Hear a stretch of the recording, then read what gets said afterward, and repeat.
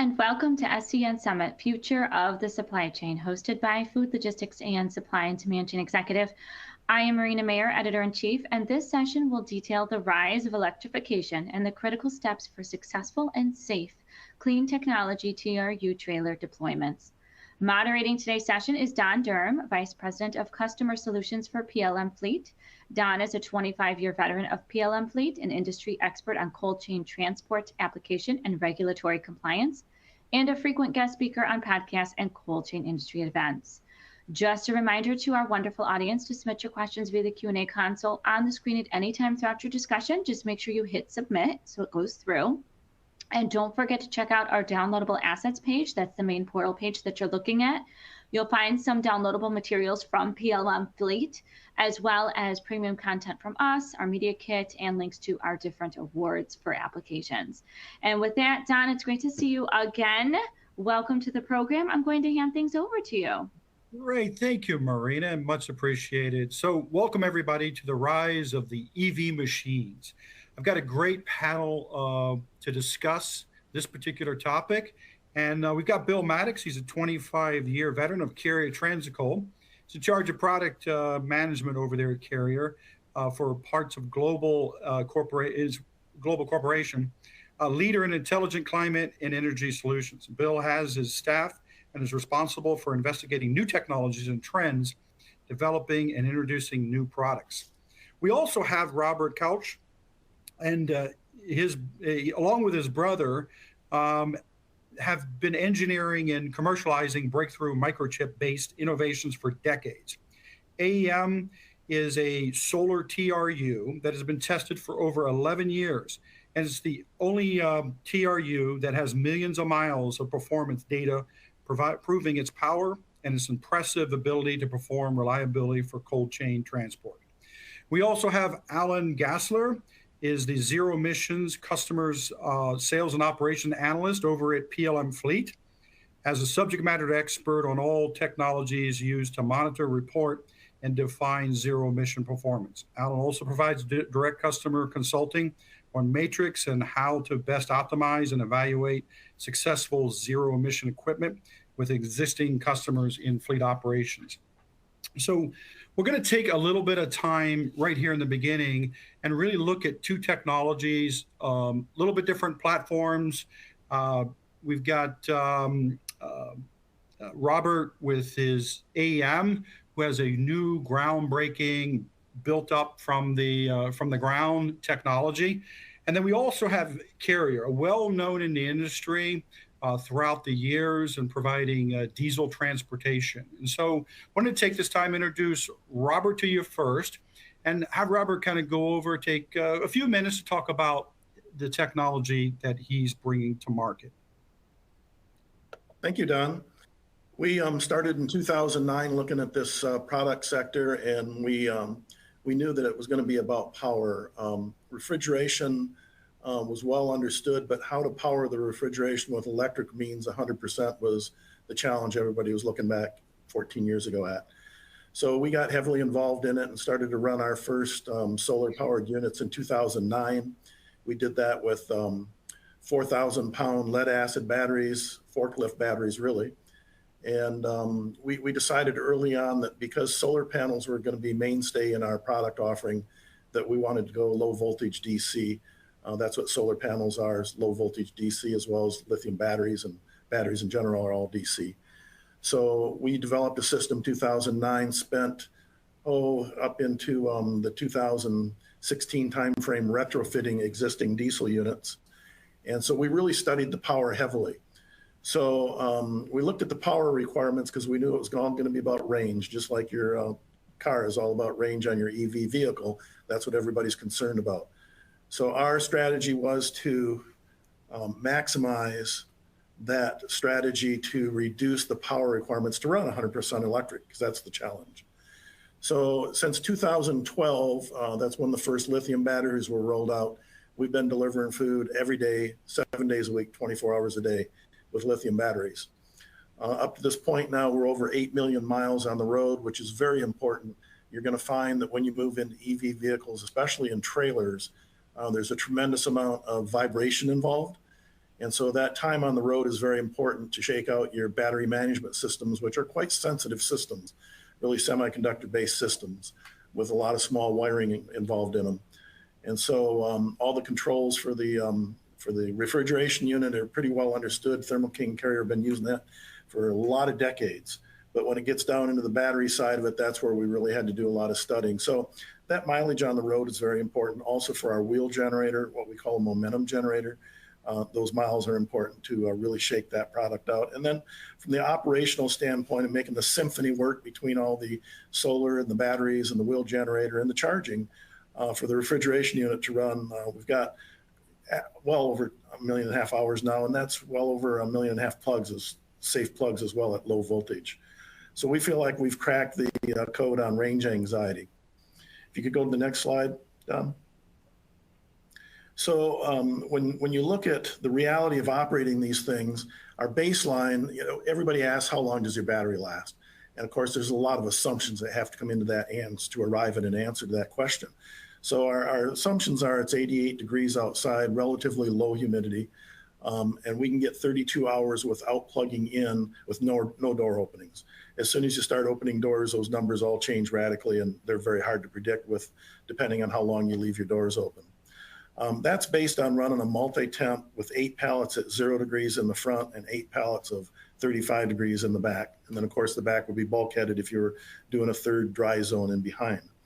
So these are kind of important numbers. At over 52,000 hours we arrived at that multi-temp that everybody's gone from 0 to -10 these days. So you start adding door openings for 12 stops. We really average about 16 hours on battery life, which is always enough to get us back from the route back to the center and then get them plugged in. If you're running, we've been running tens of thousands of hours at -20. Of course, a lot of people give you the toughest application right out of the chute. So -20 is based on 24 pallets, and 4 hours of door openings gives us an 11-hour battery life out on the road. And then 35 degrees, that shouldn't be a minus, it should be 35 degrees single zone. We can go 55 hours and in a lot of cases almost without plugins and just run off solar for 35-degree loads. Next slide, please. So the reality of operating zero emission, this is what it looks like. This is data from last year, just before Easter, and 2023. And it's interesting because you look at the outbound average, and of course, this depends on how well the facility is doing in plugging the unit in as it's being pre-cooled, as it's being loaded at the docks, and then staged before it goes out on the road. And you can see over that 8-week period, we were doing real well until a crew came in that wasn't trained. And that crew came in just before Easter because everybody was trying to increase their workforce to get the product out the door. Well, as you can see, some dangerous situations where it goes out on a low voltage or a low situation or a low state of charge situation.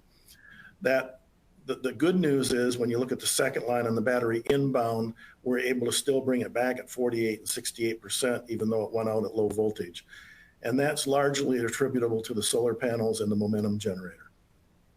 Resulted in zero cooling issues over that period, which were several thousand stops. And the average temperature, as you can see back then, was 75 and 77. So that's the real world operation of zero emission on a real fleet doing it every day. So we feel like the technology is there and adaptable to integrate into your facility. So it really gets down to, okay, how do you integrate into your facility? If you could go to the next slide there, Don. Integrating into the facility really requires infrastructure at your facility, but we also have an option on our momentum generator to where you're outside your facility and you're operating outside of the state of California, for instance, because some of our fleets do that. And this is a slide showing you that we went from Phoenix to Orlando, Florida, just before COVID hit, to the IFTA show in 2019 without a plug-in. So no infrastructure required. The unit was able to run on its momentum generator and solar and keep two cavities at 0 degrees and 40 degrees through that whole route. So that's going 93 hours and 2,400 miles with no plugins. So when everybody talks about the plug-in being a big holdup to going EV, not necessarily. Now you move into California, if you go to the next slide, please. I should mention we maintained a 75%, nothing lower than a 75% battery state of charge on that whole trip. And that was with one driver taking breaks at night. And by the way, he went through 5 tornadoes and didn't lose a solar panel. Next slide, please. So when you get into infrastructure, these are some of our trailers that we've got sitting at a facility where we have automated charging.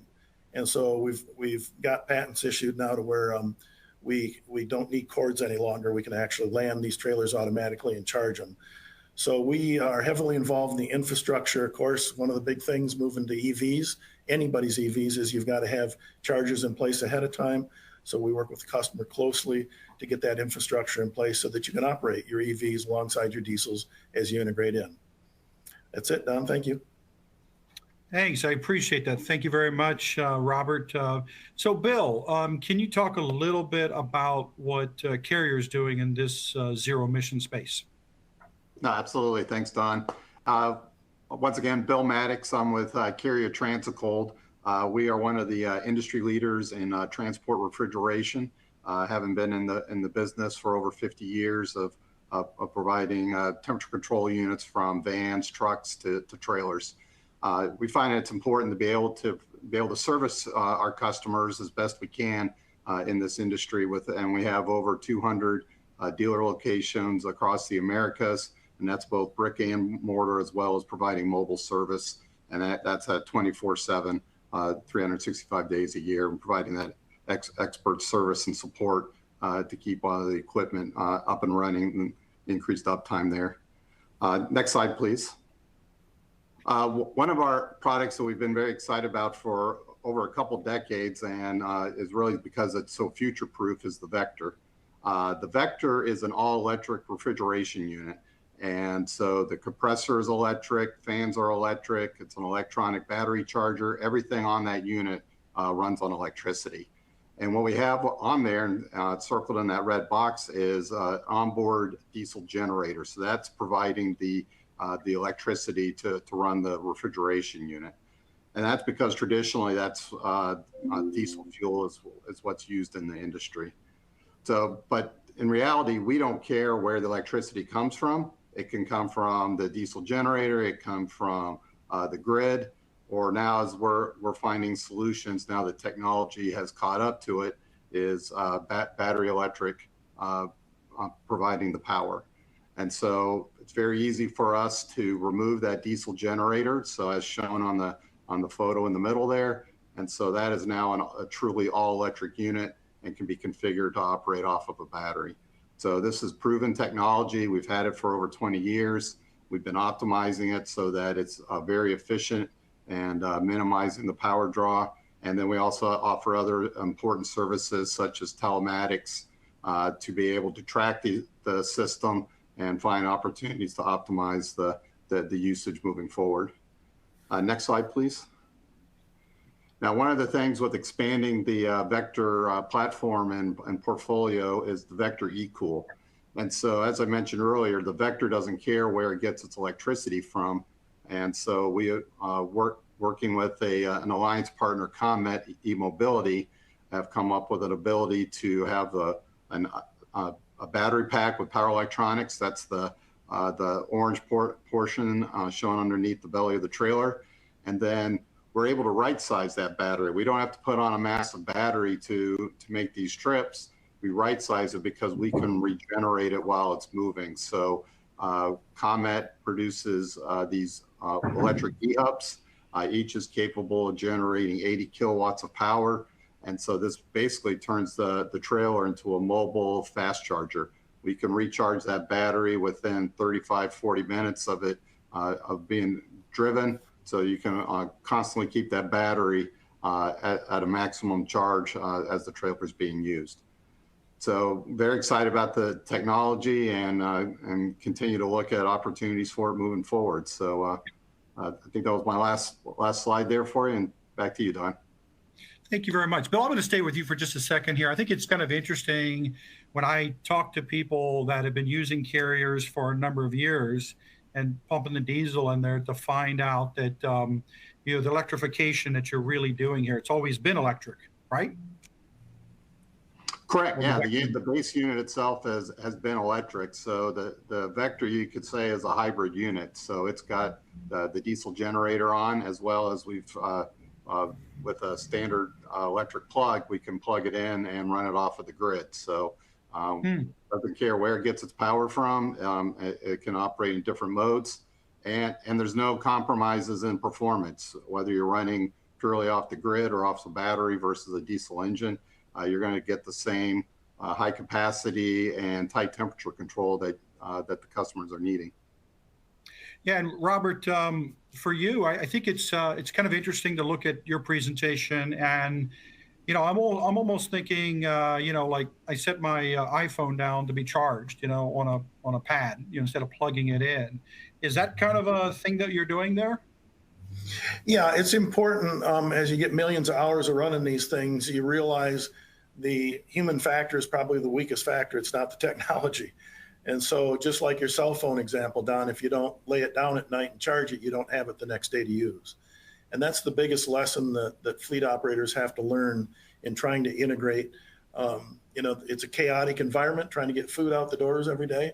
And sometimes human beings will forget to plug in. And even though you have email alerts and you have text alerts, sometimes it just happens. So as Bill mentioned, the telematics, and I think probably Alan will attest to, the telematics are everything to try to alert these operators to say, hey, you didn't plug it in. Well, if you've got an automated charging pad and that's where the trailers live, that problem goes away. So that's the number one nemesis we've seen in trying to move to electric from diesel, Don. Interesting. Appreciate that. Alan, I'm going to bring you in the conversation now. Over your capacity over there at PLM to onboard zero emission, really going from a traditional TRU application, why has this on the TRU side become the focus, the zero emission for the industry? I think one of the biggest culprits is the health concerns, especially around communities that are located near the ports or big distribution centers. There's been numerous studies that have come out in New York, New Jersey, and California that show that the TRU actually causes more health concerns versus buses and other tractors. Another big thing is the overall ROI you're seeing on electric vehicles. During COVID, diesel prices were going through the roof, as well as the components needed for those diesel units. So these electric counterparts, such as batteries, actually are becoming more efficient and cheaper to make. So in the long run, it makes more business sense for a lot of our customers. Okay. Yeah. So Robert, over to you. I know you've done a lot of work the past few years in the state of California implementing these zero emissions. Government regulatory requirements seem to be one of the drivers here. Can you go on a high level on some of the regulatory climate that you're seeing out there now, maybe even to other states? Sure. In California, they were, of course, very interested in what we were doing with solar back, 6-7 years ago. And there was the big question, I think, the divide with any of the state or federal authorities is, do we use carrots or do we use sticks? Do we use regulations to force everybody into compliance, or do we try to create beachheads? So my advocacy for the industry was to let's get as many carrots out there to create beachheads so that people can really understand how to operate these into their operations on their own and not have to rely on subsidies for a long period of time. So we've been very lucky to get vouchers from the state of California in the core program to create a lot of these beachheads, which are existing now. I think moving forward, the psychology at the state level in California, at least, everybody's probably aware that they went to truck or over cab TRUs this year and required 15% of purchases to be done with zero emission. I suspect the same thing will happen here in the years ahead of us for trailers. They don't want to force food prices to skyrocket, so they're being careful, which I really commend them for, and not pushing regulations too hard down our throats, but to just gingerly get people moved into this technology to really understand it, use it, and either accept it or not accept it. And every site we've been at, we have repeat orders at every site. So, I think the acceptance level will be very, very high once people really get comfortable operating electrics down. And I think the other states will pretty much do what California is doing. you have a lot of you don't just have CARB anymore, you've got the air districts involved. And so everybody on the call is probably aware of the WARE fees and rules that came into effect in 2023 in California. I suspect that part will spread with air districts out through the rest of the country as well. Yeah, I'm hearing like there's like 15 other states that are looking for a rapid deployment of this, and they're using California as that template, basically. So, I mean, do you see that going forward more quickly in other states versus California's done a lot of testing and different things that they've done? Absolutely, Don. I think you're right on the money there. You know, whether it's New York or Florida, kind of impacts it. There's a lot more need for the BTUs in Florida than there is in New York. So, you know, some of the areas will be adopting, I think, faster than others. But cooling in New York's not a big deal in the winter, right? Right, Alan, in Pennsylvania? Yeah. No, and to Robert's point, I mean, I've had calls with the New York and New Jersey boards, and they're almost following a carbon copy ideology as CARB is, down to the T and down to their current voucher program that they're looking to implement in the future. I've also had calls with Arkansas and Texas. Those you can look to being kind of the 3 and 4 following the Northeast, actually. Yeah. So Al, I'm going to stay with you since you're talking. So, you know, another thing that is coming down the pike, I see a lot of ESG strategies. What are you seeing in that realm when people are talking to you about adopting zero emissions? Yeah, it's changed so much since I've gone into this industry. I think every customer I meet with now has their own ESG department, which is strictly dedicated to achieving those corporate goals. It's becoming something that's as simple or along the lines of their own profit margins. They have to meet these ESG goals to make their shareholders happy. And it also gives them a great marketing ploy to get ahead of some of their competitors if they're able to meet these corporate ESG goals. Okay, great. Bill, I'm going to come back to you.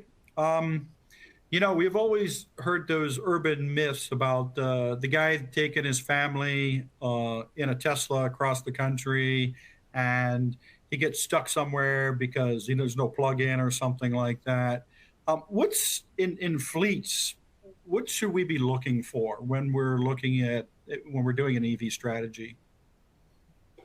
Yeah, so I mean, there's always with EVs this range anxiety, right? So can I get as far along as with an electric vehicle as I could with my conventional, whether it's gas or diesel powered vehicle? And it's going to be the same true in transport refrigeration as well. And there's two aspects that I've always looked at. Is one is there's the efficiency of the equipment and things that we as manufacturers can control and add value to of making the equipment operate as efficiently as possible so that we're sipping on that battery. And we've been doing that for years because we want to be able to do the same for diesel. We want to sip the diesel fuel so we don't burn and use as much. So that's one aspect of it. But the key thing for the fleets and those adopting this technology is what I'll call the operational efficiency. How do they make sure that they, as we were saying earlier, how did they leave with the battery topped off so that they can maximize their range? How do they minimize the usage of the battery? Because some of the worst things that can occur with it is leaving the doors open during the delivery, because then the unit's just trying to cool the world and it's not going to get there. So shutting off the unit is a key thing there. And there's things that we can automate and as well as with telematics to look at those opportunities to say when is the battery going through a heavy draw and how can you minimize that so that this can be successful. Yeah, you mentioned, and both of you are mentioning range anxiety, both you and Robert. And, there is a range anxiety even with diesel units, okay? If you got a 50-gallon tank, it's only going to go that far. So sure. It's not limitless neither. It's just different. I think that might be part of the challenge. I mean, when I first came to PLM, our number one call out was running out of fuel. We would send a diesel mechanic out there from one of your carrier dealers. They'd go out there, the tank's full, batteries all, the filters all clogged up because they ran out of fuel. Because there is no gauge typically on a semi trailer that goes into the cab where they're actually looking at that and can see that. So I think it's just kind of interesting. You both mentioned range anxiety, but there always is that, no matter what technology. So, Robert, I'm going to flip to you at this point, and can you share some early lessons that have been learned when these companies are looking to electrify their fleet to help the audience out? Sure, you got to be prepared as a manufacturer to be under the microscope. What happens when you move electrics in? You're operating telematics, you're telling the world exactly what's going on every minute, and so the fleet managers will want to watch this new deployment very, very carefully. So every issue, every day is watched closely. So, there's got to be great support on site, which we supply, and not just for the support of the equipment uptime, but for the integration into the facility to train people. That's a very big part of it, Don, to have on-site people training the operator to help them get through the first few weeks. Then to be there, it's almost predictable how many weeks it'll take until they really get it down to a system. And if you're at a site where you got automated charging, then a lot of that goes away. They just have to park the trailer in the right location. I think that's the biggest thing, and to get them trained on using cords if they're not going wireless, if they're going to use cords, to store those cords correctly, not cause damage to them. And then to make sure that you've got enough charging facilities so that you're not tying up a dock door with a trailer that's been loaded. So you got to go out and we do audits. That's part of what we supply is audits for the facility to say, hey, where are you going to stage these? Because you don't want to tie up a dock door. So it's just thinking these things ahead for the operators that are busy doing other things. They're not used to integrating the electrics. So working along those lines is very, very important. And working with any of the utilities as far as working with power distribution throughout their facility. A lot of times you've got to line bore under the concrete to get out into a parking lot, to a staging area, maybe out to a perimeter fence area, as well as charge locations at those dock doors. That and making sure that the electric's cool. Everybody has that question when you first move into a site, Don. Everybody's been using diesels. They don't look at it anymore. They just assume they're going to work just the way they always have. But when the electrics come in, you're under a lot of scrutiny, and deservedly so. Very, very important to demonstrate that the technology can work for the operator. Right. So, Alan, I'm going to flip over to you at this point. So what are some of the operational drivers that you're seeing while customers are looking at potential savings that they can get from using EVs? I have a saying that I say, nobody goes green unless it pays green, right? Yeah. No, you're completely right, Don. I think the biggest operational savings you'll see is your diesel versus your kilowatt output. Diesel prices right now, they've been all up and down. There's a lot of inconsistencies. And the overall value you're getting out of through kilowatt output and the cost that's associated to run these units, that's probably going to be your biggest ROI. The next, since we do our own maintenance here at PLM, from a maintenance perspective, we're seeing a lot less maintenance having to be done on these zero emission vehicles compared to their diesel counterparts. And not necessarily for a monetary value, but the overall pleasure that comes from employees who are using these vehicles, since they are quieter, there's less smog that's generated from them. That's also a big win and a potential value for the customers. Mm-hmm. Bill, I'm gonna throw this one at you. So what are some of the biggest challenges that fleets will have when they're trying to transition from a diesel platform over to electric or zero emissions? So for us, we've tried to make this minimize the disruption to their business. Like I said earlier, we want to make the unit operate the same, look the same, and as what they're accustomed to today. So same capacity, same temperature control. But there are going to be some differences in the operation. Today they may pre-cool, with the trailer parked to the other part of the lot, under diesel. When they go to a zero emissions technology here, you'll want to be doing that with it plugged in, so you're keeping that battery topped off and ready to go. So also when they're using the trailer and delivering, so shutting the unit off so that it's not wasting energy on deliveries. Those are opportunities there to maximize the use of the equipment. So it's just kind of learning new skills there and how to best maximize the use of the equipment. and even it can get into the specification of the equipment. Just like you could buy the most efficient air conditioning for your house, but if you have leaky windows or your kids leave the doors open in the middle of summer, it's still going to run a lot. So, if you added more insulation in the trailer or make sure those doors close, those are where you're going to be able to maximize the equipment and the battery life. Okay. And Alan, since Bill brought this up, I mean, it seems like change management, that you'd have to deal with a lot of that. And what's the role and how do you help people do the change management? Because we're talking about something different here. And maybe the role that telematics might play in that. And Bill brought that up as far as telematics. So what are you seeing? Yeah, so as you can imagine, there's a lot of skepticism when anything new comes into the industry. So one of the things we want to do is provide that line of sight to customers that these products are performing as well or better than their diesel counterparts. So we use our telematics, and we've worked with almost all the biggest players in the industry right now to build custom metrics around amperage, kilowatt output, charging times, and various other areas that we can monitor how the batteries are performing, as well as how the reefer units are performing, to ensure that they're working for the current business practices. And then internally, we've also started doing some weekly and bi-weekly meetings with customers around some metrics, such as what are you leaving at the facility? Do you need to charge for longer? Do we need to change where we have the chargers currently positioned to maximize your charging output? So these reports are all available via telematics, and we work closely with the operations for our customers to ensure that it works for them. Yeah, and I think too that as we get younger drivers that are coming into the marketplace, I think they like the cool stuff, the technology and stuff. And that really plays a part in maybe even attracting maybe some employees that you wouldn't normally get to be able to do this. So, Robert, going to switch over to you as far as like the decision-making process to go zero emissions for temperature control. What are you seeing out there? How companies are making that decision? We see it largely driven by the board of directors. Shareholders want to see them get carbon reduction results.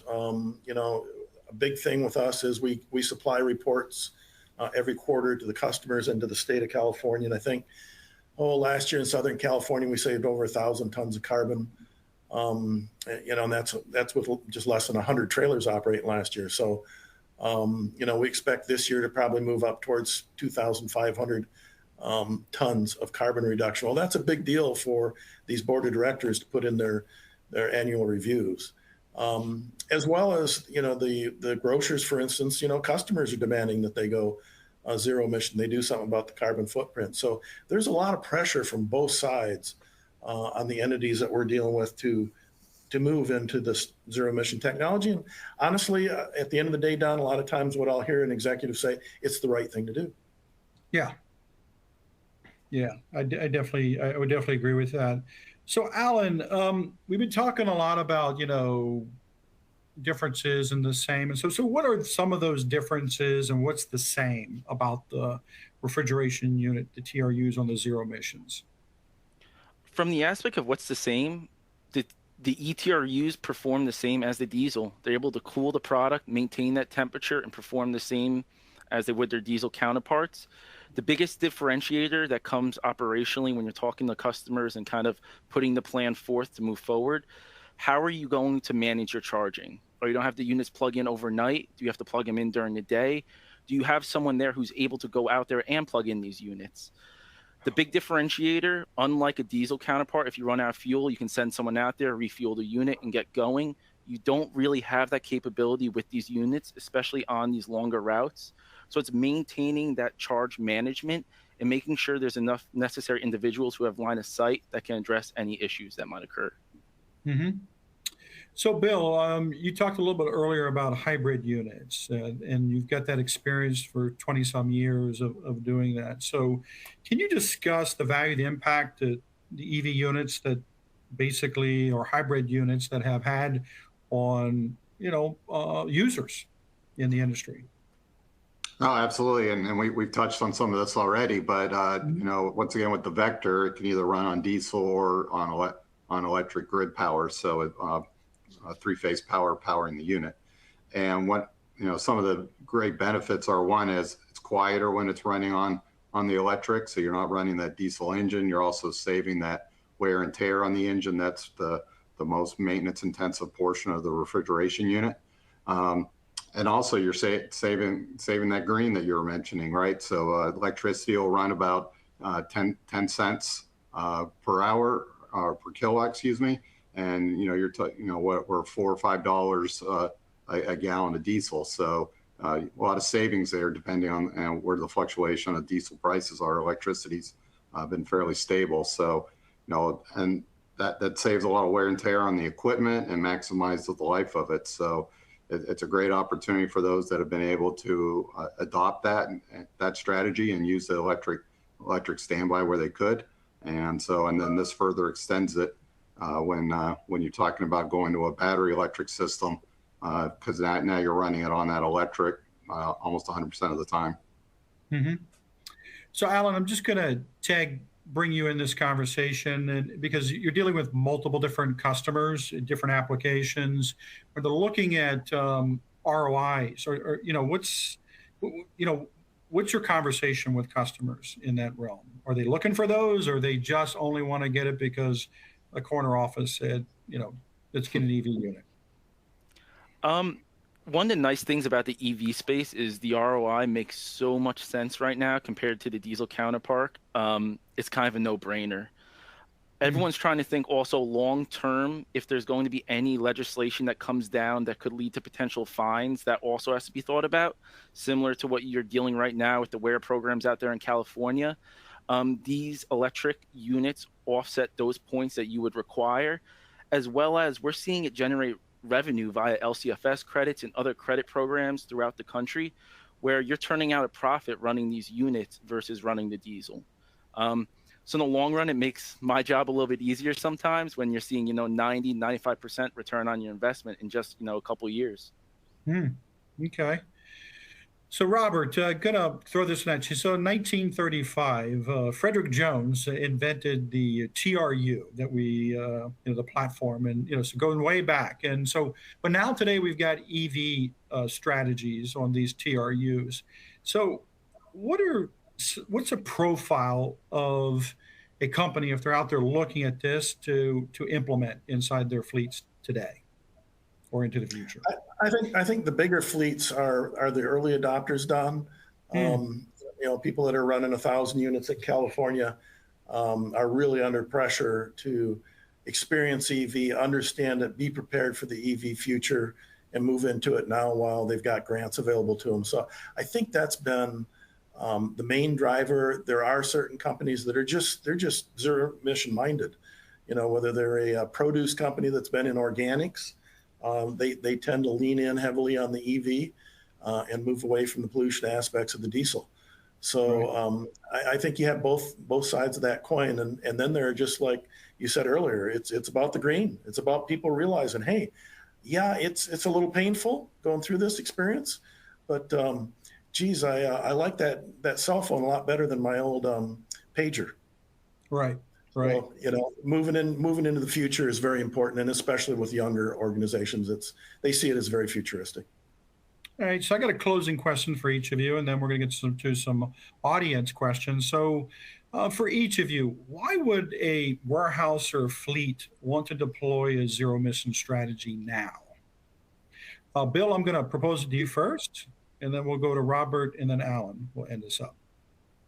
Sure. So, I would bracket into kind of two buckets, and we've touched on these already. There's you have to do it or you want to do it. Those are kind of the things you do as a business strategist.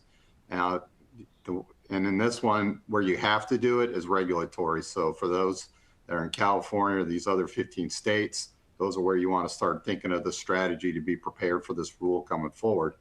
And then, as Alan mentioned earlier about the ESG goals, that's where they come into you want to do it. So what are your goals? What are you trying to achieve? And then that can help you set your strategy because this does offset carbon. The amount of carbon we use on diesel versus electric is significant. So in some cases, these may blend together because you may have ESG goals and you're in the state of California. So there's probably not a one size fits all here, but I think you just got to look at what are you trying to accomplish, and and when, and then that's where the strategies can come together for you. Sure, thank you. Robert? Yeah, tell me the question again, Don. Yeah, so why would a warehouse or fleet really want to look at deploying a zero emission strategy today, not waiting? Why would they want to do it today? Well, here's a great little story. I'm at a site 5 years ago that we had 50 electrics in, and they had several hundred diesels running. And I'm waiting for an executive meeting with the secretary downstairs. And she said, "What are you here for?" And I said, "Well, we're running these electrics over there." She went, "Oh, wow." She says, "You know, I have a little piece of plastic grass outside the office here, and I used to have to sweep the black soot off it every other week. And, you know, I haven't had to touch that for months." End of conversation. Get rid of the black soot around your distribution facility. It's that simple. Okay. Alan, I'm going to switch it up just a little bit for you as for your ending, and really, why, do I have to do it all at once? So I got a fleet of 50 units. Do I need to buy 50 zero emissions and wait for that? Or how does this work for that you're helping customers manage through? So no, you don't have to do it all at once. Here at PLM, we do have a program when it comes to demoing the units, but we would actually work with you to see what's your best overall strategy for rotating that fleet, as well as what funding opportunities are available today. Each state has different funding opportunities, so it might be a little segmented. We might want to take some funding up right now and wait for the bucket to fill up next year. We really want to kind of ladder that approach with you so that it makes the most sense economically and you can get your quickest ROI when it comes to investing in these zero emission vehicles. Okay, great. I want to thank the panelists. I'm going to bring back Marina for some audience participation. Perfect. Great job, gentlemen. And to our wonderful audience, if you have questions, comments, now is the time to get them in. So let's start with this one to you, Alan. Since you are a leasing and rental company, is there a program to try this technology before we make the investment? Thinking something like, can I rent a Tesla from Hertz, kind of a situation? Yeah, absolutely. We have a full demo program dedicated for our customers. We have a 28, 36, 48, and 53-foot trailers, single temps and multi-temps. We have a full team that will be there on site to work with you operationally, as well as look at your infrastructure, as well as another segment of the team that would get any grant money that we could potentially get from you. We're not segmented just in California. We've done deals and opportunities all throughout the country. And we're even just there if you want, talk some ideas, look at some consulting opportunities. We have a full team dedicated to that. And, we're really here to make that conversion as quick and easy for our customers. So this one is for Robert. Equipment lead times continue to be extended in commercial transportation. What is the lead times to acquire an AEM unit? Do I have an option of putting a new AEM unit on an existing trailer? Yeah, it depends on how fast you want to deploy, but right now our lead times run between 6 and 9 months. And that's not bad because you really need at least 6 months to really get ready with your site audit and get the infrastructure and charging structure in place. And again, that has to do with how many you're going to bring in, whether you're going to bring in 5 or 50. And Bill, to you, how will carrier partnering with a full EV solution impact the warranty for the unit itself? So as we are the manufacturer, we do have a full and extensive warranty coverage. Now, as part of that as well, we spend a lot of time training our dealer network to be able to provide that service support and make sure the equipment is well maintained and minimize that.